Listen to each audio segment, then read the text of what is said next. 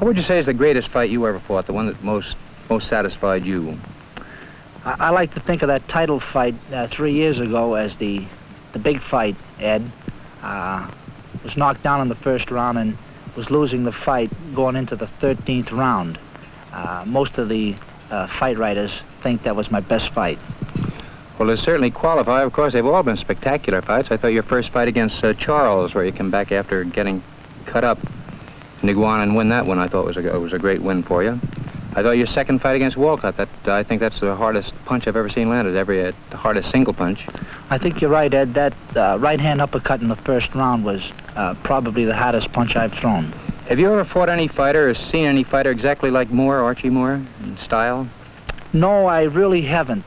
The closest one I can think of is Walcott with the closest resemblance, I'd say. Mm-hmm.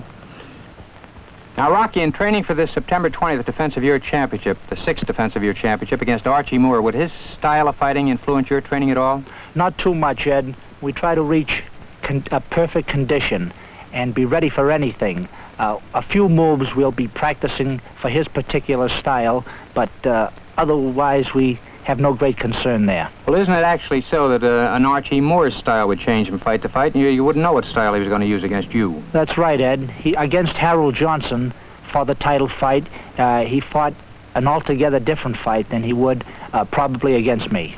Well, in other words, the champion of the world gets himself in great shape, and then he lets the challenger worry about the champion style. That's right.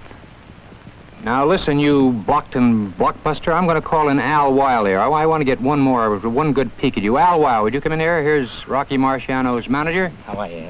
Al, can we get a good look at the champion and see if he's in good shape? Why not, but don't be scared.